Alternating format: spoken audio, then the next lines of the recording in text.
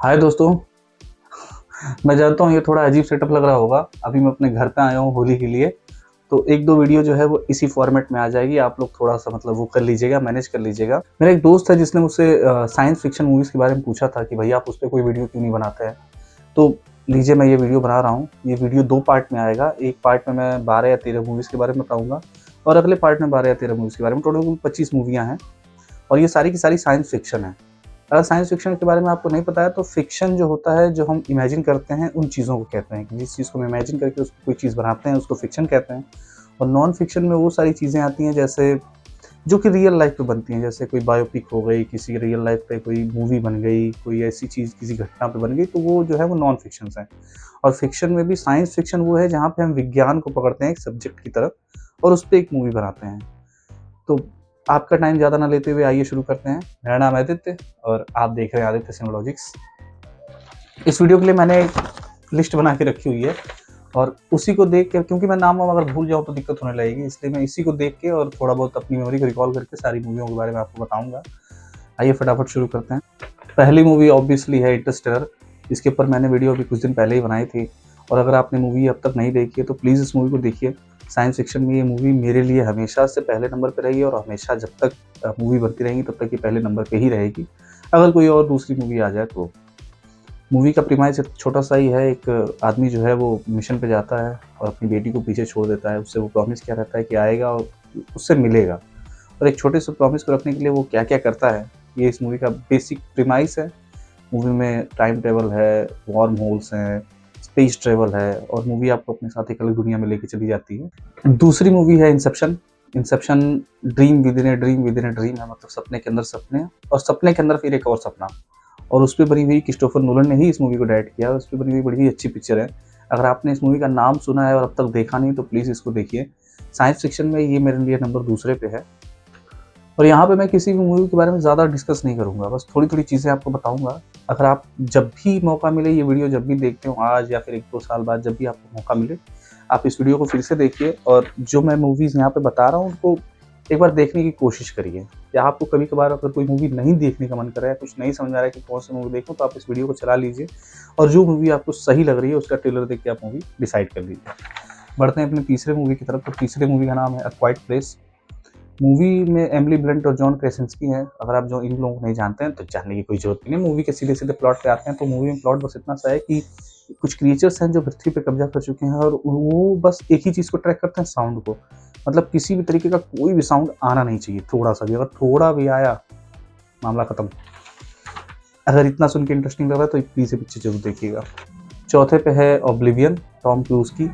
और अगर आपने ये मूवी नहीं देखी है तो ये डिस्टोपियन वर्ल्ड में सेट है जहाँ पे टॉम क्रूज़ की अब काफ़ी दिन हो गया मुझे मूवी देखे, तो शायद किसी चीज़ की वो जो है वो रखवाली कर रहे होते हैं। और जो मूवी का क्लाइमैक्स है, जो उसका ट्विस्ट है ना, वो आपको ऐसे मुँह पे फेंक के मारेगा ना कि आप एकदम शॉक हो जाओगे कि ये चीज़ तो मैं एक्सपेक्ट नहीं कर रहा था इस मूवी से। हाईली रिकमेंडेड, एक बार ज़रूर देखिए। 5वीं मूवी है माइनॉरिटी रिपोर्ट, जिसमें ये फिर से टॉम क्रूज़ की मूवी है और इसमें मूवी में बेसिक कॉन्सेप्ट इतना सा है कि कोई भी अपराध होने से पहले ही पुलिस को जो है वो पता चल जाता है और उससे पहले वो जाके क्रिमिनल को पकड़ लेती है। लेकिन बस इतने में ही ये मूवी सिमटी हुई नहीं है, ये मूवी काफ़ी अच्छी है। और अगर अब तक आपने इस मूवी का नाम सुना हो या ना सुना हो, अगर मैं यहाँ पोस्टर लगा दूँगा, आप इस मूवी को एक बार ज़रूर देखिएगा। बढ़ते हैं आगे। तो मेरी फेवरेट है, शायद इसके बारे में ज़्यादा लोगों को पता नहीं है। मूवी का नाम है डिस्ट्रिक्ट 9। इसका सीक्वल अब तक नहीं आया, लगभग 10 या 11 साल हो चुके हैं और लोग अब तक इसका वेट कर रहे हैं। इस मूवी में बस इतना ही है कि कुछ हमारे साथ जो हैं वो साथ-साथ हमारे कुछ एलियंस भी रह रहे होते हैं। उनकी एक अपनी अलग कॉलोनी होती है इसी मतलब पृथ्वी पे ही। और हमारे यहाँ से एक पुलिस ऑफिसर जो है वो मतलब जाँच के लिए जाता है कि जो भी इल्लीगल यहाँ रह रहा है उसको वो डिपोर्ट कर दे। तो वहाँ पे उसके साथ क्या होता है, कैसे वो डीलिंग करता है, कैसे एक एलियन के साथ उसकी दोस्ती होती है, ये सारी चीज़ इस मूवी में दिखाई गई है। और अगर आपने ये मूवी नहीं देखी है तो प्लीज़ इस मूवी को एक बार ज़रूर। उसके बाद आते हैं टॉम क्रूज़ की एक और movie war of the world पे। टॉम क्रूज़ हैं वो हर जॉनर की मूवी करके बैठे हुए हैं और उनकी मूवियाँ ज़्यादातर अच्छी ही होती हैं। तो वॉर ऑफ द वर्ल्ड का कॉन्सेप्ट इतना सा है कि एक बाप है, एक बेटी है और कुछ एलियंस हैं। अक्सर एलियंस ही आते हैं। तो वो जो है वो फिर से वही पृथ्वी पे कब्जा-वब्जा करने वाला हिसाब-किताब है और मूवी बहुत डरावनी है, ठीक है। अगर आपने इस मूवी के बारे में नहीं सुना है तो प्लीज़ इस बार एक बार इस मूवी को देखिए और मुझे कमेंट में ज़रूर बताइएगा कि जो अब तक मैंने लिस्ट बताई है उसमें से कोई मूवी आपने देख रखी हो तो भी, या आप कुछ देखने का प्लान कर रहे हो तो भी, या इतनी सारी रिकमेंडेशंस में से आपको कौन सी अच्छी लगी है, कुछ भी हो आप कमेंट में ज़रूर बताइएगा। बढ़ते हैं अपनी अगली मूवी की तरफ। और उसके बाद मैं 8वें पे रखता हूँ द मैट्रिक्स को। मैट्रिक्स की एक अपनी ट्रायोलॉजी है, 3 पार्ट में है मूवी। हालाँकि ऐसी कोई ज़रूरी बात नहीं है कि आपने अगर पहली ना देखी हो तो आप दूसरी नहीं देख सकते हो, लेकिन पहली ज़रूर देखिए। भले आप बात की 2 ना देख पाएँ, लेकिन पहली मूवी ज़रूर देखिए। कियानू रीव्स की ये मूवी है, अगर कियानू रीव्स को आप नहीं जानते हैं तो जॉन विक में इन्होंने काम किया हुआ है। और मैट्रिक्स का कॉन्सेप्ट बहुत अलग है। मैं छोटे-छोटे में बता दूँ कि मैट्रिक्स में ये दिखाया गया है कि जो हम लोग जो ह्यूमन बीइंग्स हैं, ये कंप्यूटर के कंट्रोल में हैं और हम लोगों से मतलब वो अपनी इलेक्ट्रिसिटी जनरेट करता है और हम लोगों को एक वर्चुअल रियलिटी में ठेल के रखता है कि मतलब आप लोग इसमें ज़िंदा हैं। मतलब जो भी हम अपने अगल-बगल कुछ भी देख रहे हैं वो सब रियल नहीं है। अगर ये कॉन्सेप्ट आपको देखना है और थोड़ा भी मतलब बात से इंटरेस्टिंग लग रहा है तो आप ये मूवी एक बार देखिए, आपको अच्छी लगेगी। फिर बात करते हैं अराइवल की, जहाँ पे एक एलियन का जो पॉड रहता है वो पृथ्वी पे आके चुपचाप एक जगह खड़ा हो गया रहता है और कुछ साइंटिस्ट उसके अंदर जाते हैं। मैंने इसके ऊपर एक शॉर्ट भी डाला था। कुछ साइंटिस्ट उसके अंदर जाते हैं उससे बात करने के लिए, और जिस लैंग्वेज में वो उनसे बात करता है, क्या मतलब ह्यूमन नहीं होता कि ह्यूमन का नेचर है खोजना, कि आखिर कोई चीज़ तो खोजने का ही तो पर्पज़ है लाइफ में, पर्पज़ है ही क्या ज़िंदगी का।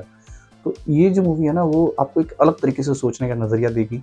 अगर आपने ये मूवी नहीं देखी है तो प्लीज़ इस मूवी को एक बार ज़रूर देखिए। 10वीं मूवी जो है वो है द मार्शियन। द मार्शियन जो है वो मैट डेमन की मूवी है और इस नाम से ही पता चल जाता है कि इसमें जो हमारा मेन कैरेक्टर है मतलब मैट डेमन का, वो मंगल ग्रह पे फँस जाता है। वो एक मिशन के दौरान गया रहता है वहाँ पे फँस जाता है। मतलब उसके रेस्क्यू को लेकर ये मूवी बनाई गई है कि कैसे नासा जो है प्लानिंग करता है, कैसे उसको फिर वापस वो लोग धरती में ला पाते हैं या नहीं ला पाते हैं। छोटा, इससे ज़्यादा मैं कुछ बताऊँगा नहीं। अगर इतना भी सुन के आपको देखने का मन करा तो प्लीज़ इस मूवी को एक बार देखिए। मैं जितनी भी मूवीज़ यहाँ पे बता रहा हूँ, आपको कोई मूवी निराश नहीं करेगी। एक एक्स्ट्रा मूवी यहाँ पे बता देता हूँ, उसका नाम है द स्नोपियर्सर। ये क्रिस इवंस की मूवी है। अगर क्रिस इवंस को आप नहीं जानते तो कैप्टन अमेरिका बनते हैं। और इसमें जो है ये शायद मुझे लगता है किसी कोरियन डायरेक्टर ने इसको डायरेक्ट किया, उसका नाम मुझे नहीं याद आ रहा, शायद पैरासाइट वाले ही हैं। तो इसमें जो है वो डिस्टोपियन वर्ल्ड, मतलब कि पृथ्वी खत्म हो चुकी है, न्यूक्लियर विंटर छा गया है और एक ट्रेन है जो पृथ्वी का चक्कर लगाती रहती है, ठीक है? चौबीसों घंटे, सातों दिन, 12वां महीना, जैसे आप समझ लीजिए। और उसमें जो है वो कुछ क्लास बटे हुए हैं, जैसे आज के समय में नहीं है कि ये जाति है, ये फलाना है, ये वर्ग है, कोई अमीर है, कोई गरीब है। सेम उस ट्रेन का कॉन्सेप्ट वही है कि जो अमीर लोग हैं वो आगे हैं, जो गरीब लोग हैं वो पीछे हैं। अमीरों को क्या खाना दिया जाता है, गरीबों को क्या खाना दिया जाता है, बच्चे कैसे पढ़ाए जाते हैं, हर चीज़ है उस छोटी सी ट्रेन में।